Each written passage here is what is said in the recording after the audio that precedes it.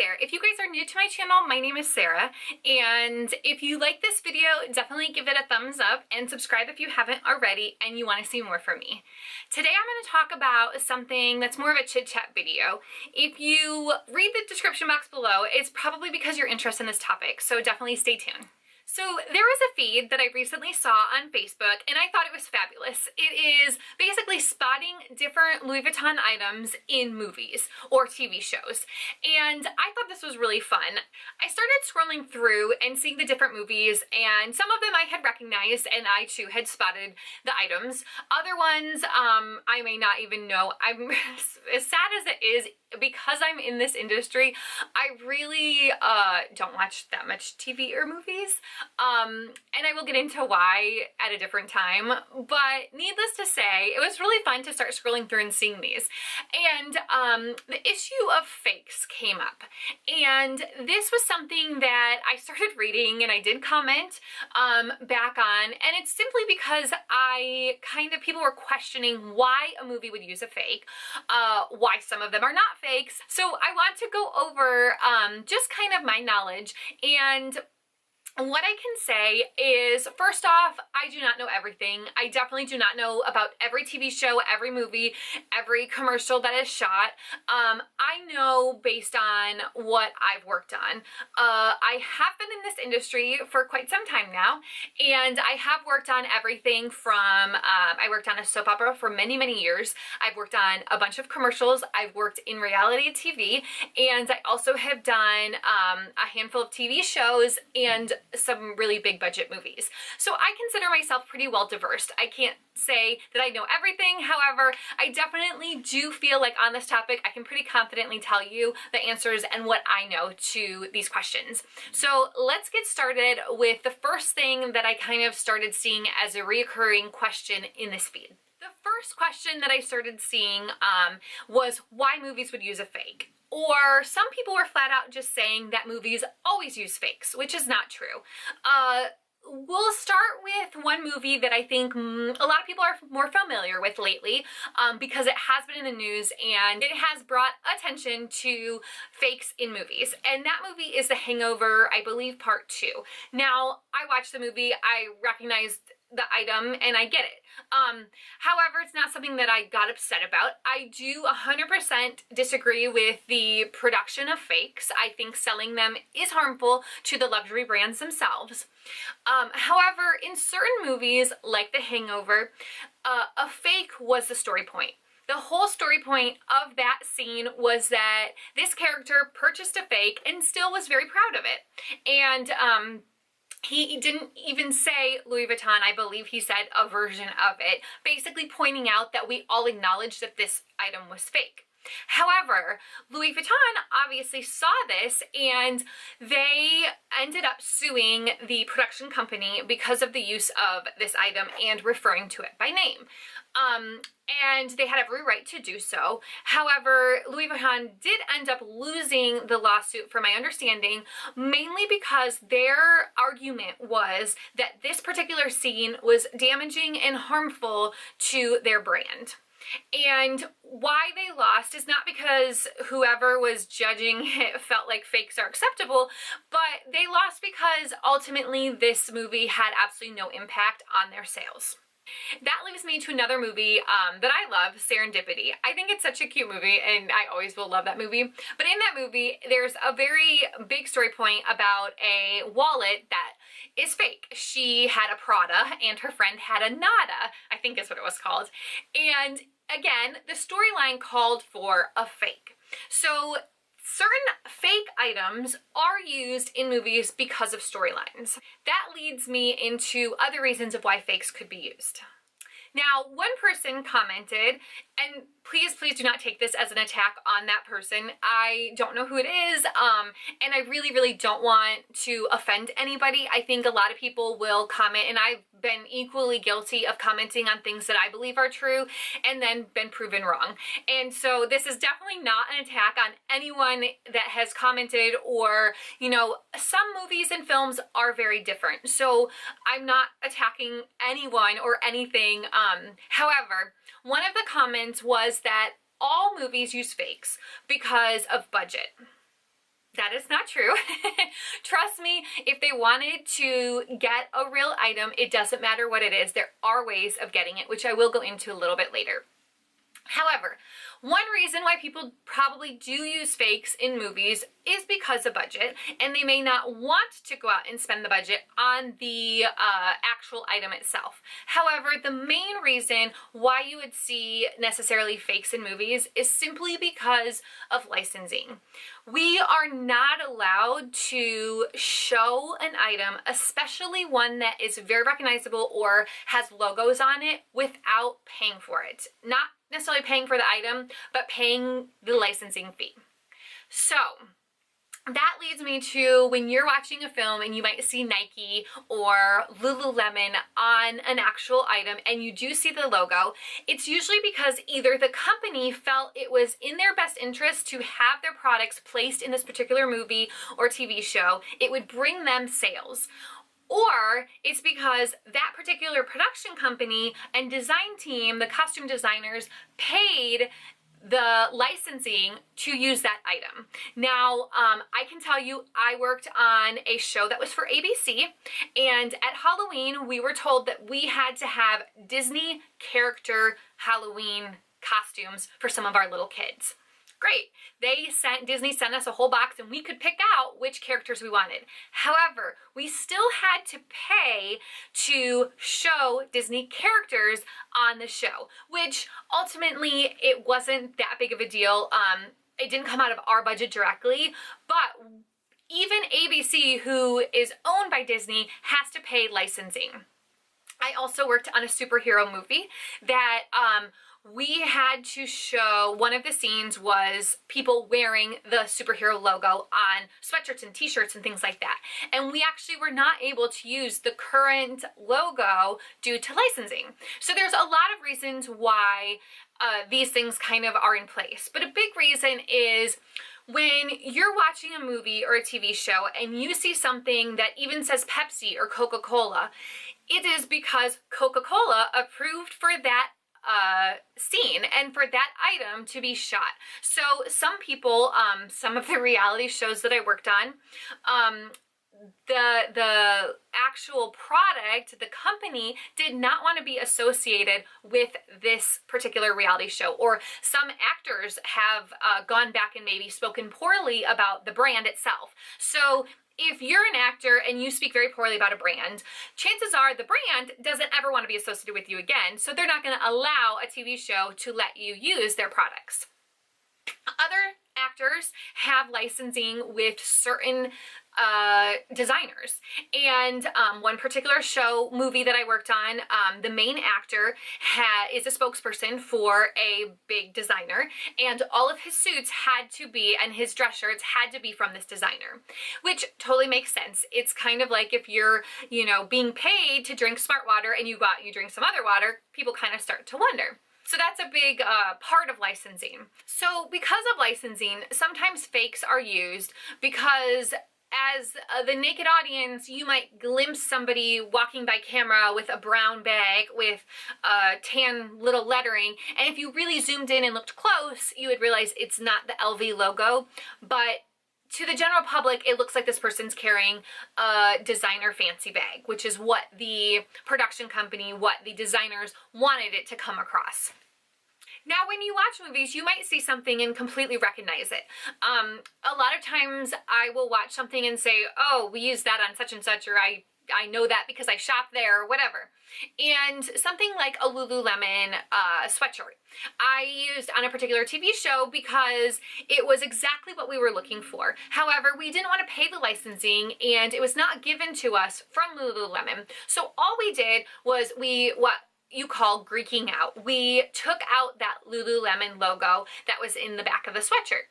And it was very simple to do. There's chemicals that can take off those logos, and sometimes we just literally use a Sharpie to color over the logos. To the general public, you will not look at it and say that's a Lululemon sweatshirt. However, if you work for Lululemon, or if you're very familiar with the brand, you might look at it and say, hey, I recognize that, or I have that. But overall, it's not a bad thing or a good thing for Lululemon. They're not getting any negative or positive publicity for it. Therefore, you don't have to pay them to use their products. Okay, hopefully that kind of gives you a little bit more of an idea of why fakes would be used. They're not acceptable. We all understand that. However, there are times when they are used because of those reasons. But now let's get into when it is appropriate to use the authentic items and why you do see authentic items in TV and movies.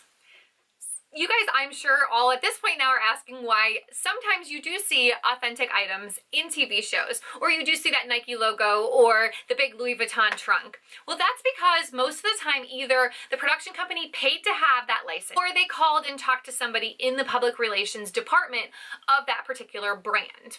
Now, very simply put, a lot of times we will start a movie, we're doing a big workout scene, and we'll call a couple different brands like Lululemon, like Nike, like Under Armour, and say, hey, we're doing this movie, this is what it's about, these are who's in it, would you guys want your products to be seen? A lot of times the company will want their items. It's essentially free publicity for them. If you're watching a movie and you see an actor or an actress that you really like and they're boxing and the outfit looks great and they look like they're really good boxers, chances are, you know, if you really want, you'll go out and buy that item. So for the company, it makes sense. Hey, you want to use my item? Go right ahead. And in turn, like in E.T., we all might be familiar with E.T. In fact, I've actually never seen the movie, but it's a very big topic in the entertainment industry, and really when product placement really started to be noticed as successful. In the movie, they wanted to use M&Ms for a scene, and to be honest, I can't even tell you about the scene, but they wanted to use M&Ms. M&Ms came back and said no, they don't want to be used in the or in the movie. So the second choice was Reese's Pieces, and the movie ended up using Reese's Pieces, and the sales of Reese's Pieces skyrocketed. When people were watching the movie, they saw the Reese's Pieces and they wanted to go out and buy them. So in the movie theaters, more people were buying Reese's Pieces. More people were buying them in the stores. So that was a very big push for Reese's Pieces. And of course, Reese's Pieces was thrilled, and maybe M&M's was afterwards saying, I should have done that.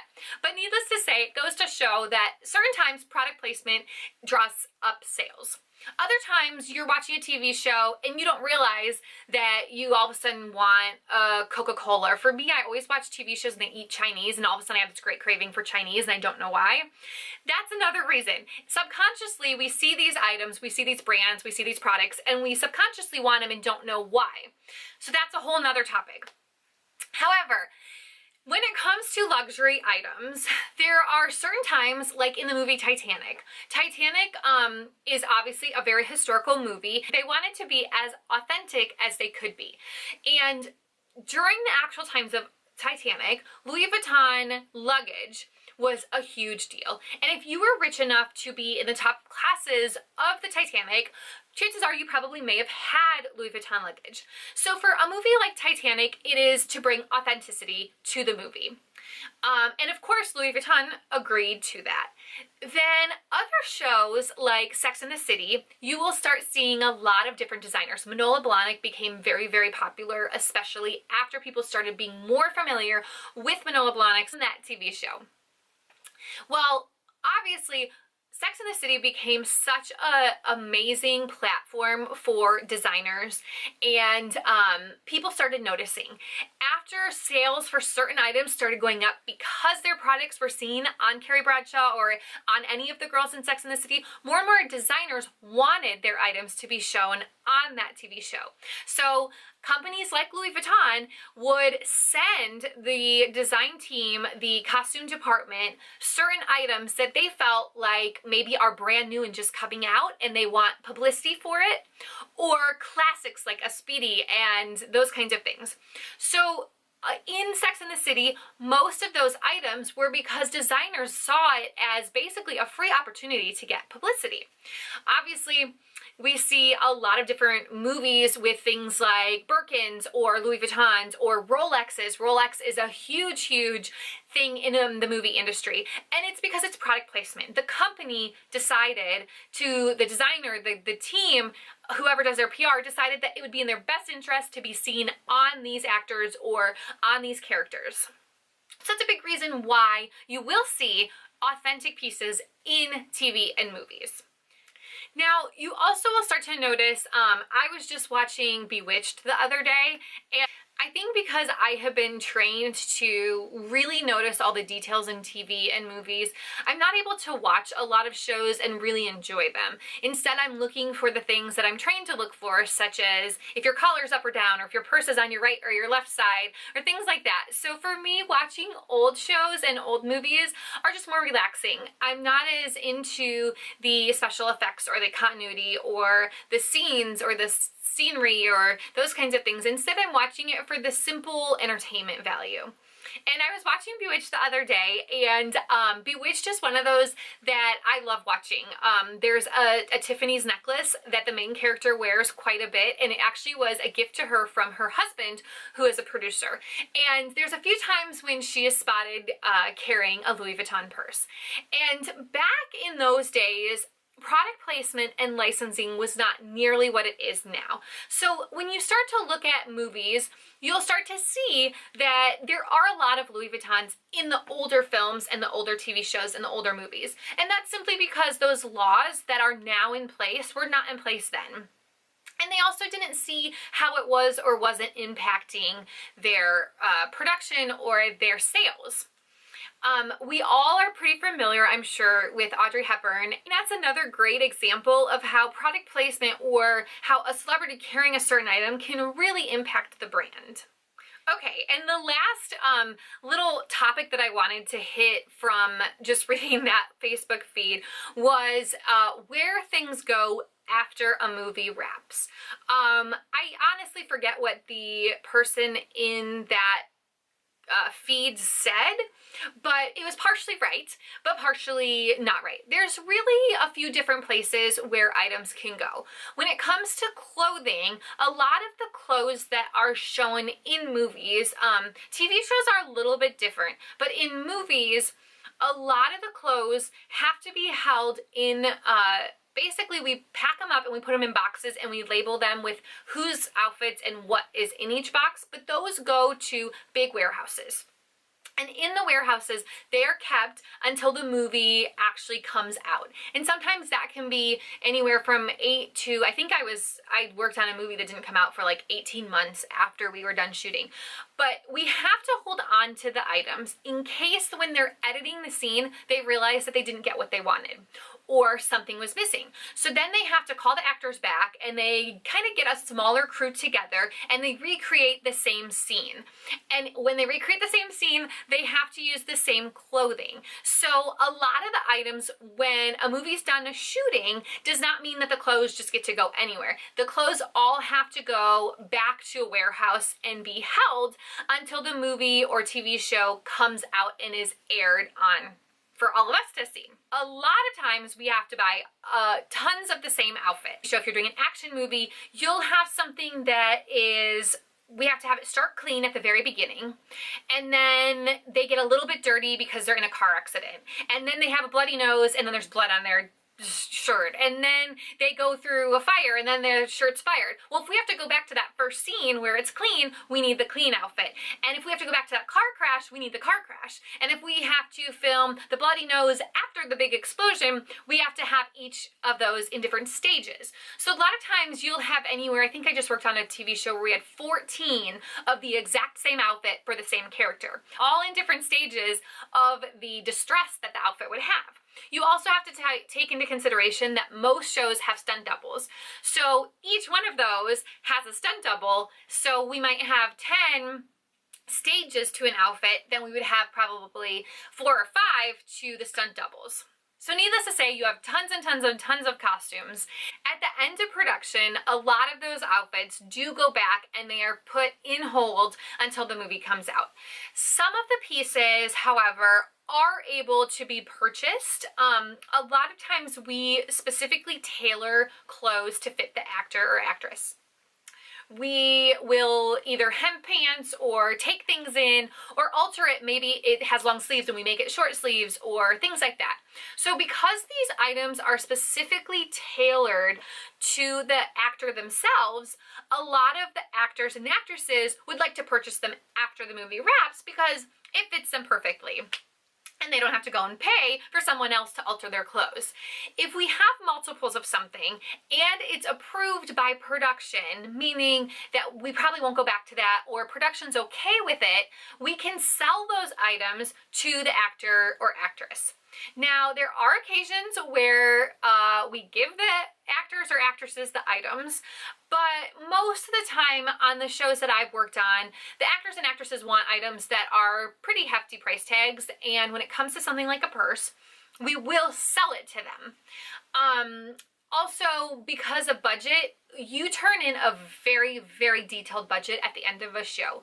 And anything over usually $100, you have to have proof that you still have that item. So if you go out and you buy a belt for $400 and they go through your production log and your budget and see a belt for $400 and you don't turn it in at the end of the movie, they ask why. So that's why if we did sell it to an actor or an actress, we get approval beforehand. And there's so many different little ups and downs to all of this and so many details. However, generally speaking, producers, actors, actresses occasionally do get free items that we purchase. They are able to purchase items, and sometimes those items just go to this warehouse. What happens to the items after the films are usually three different things.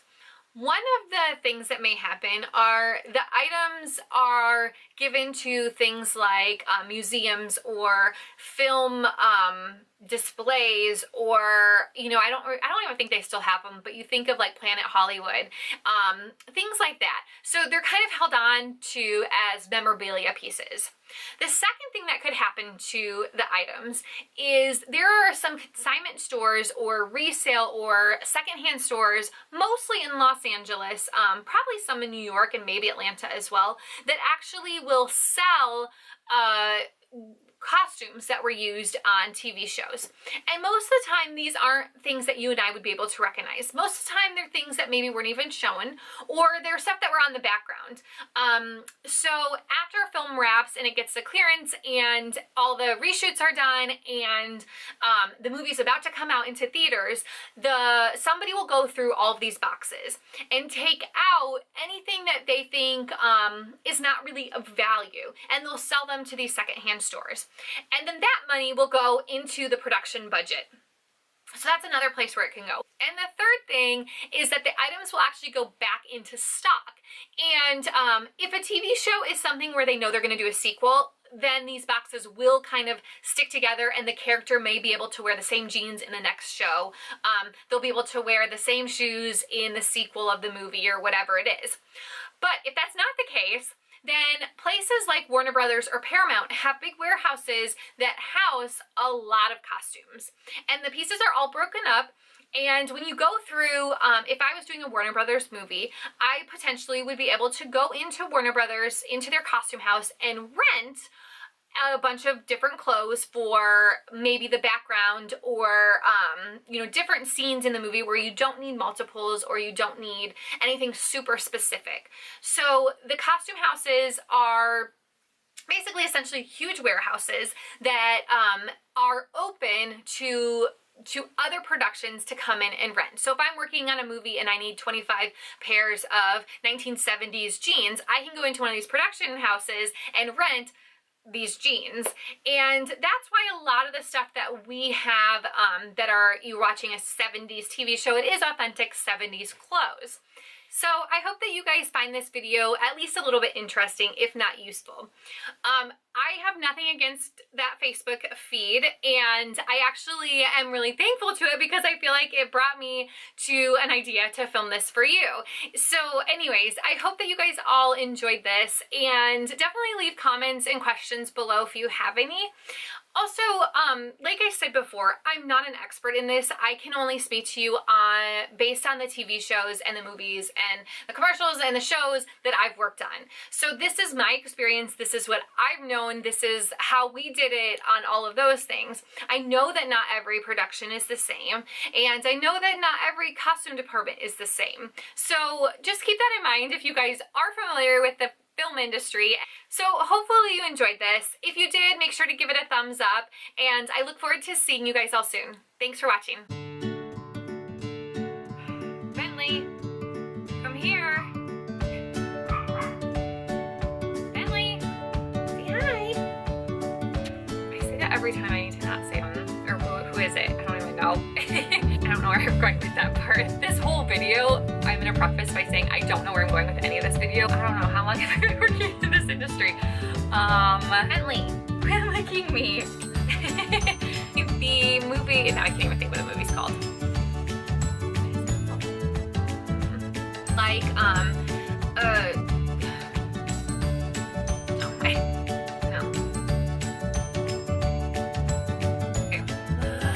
Oh, I left out a whole big part. What's that word?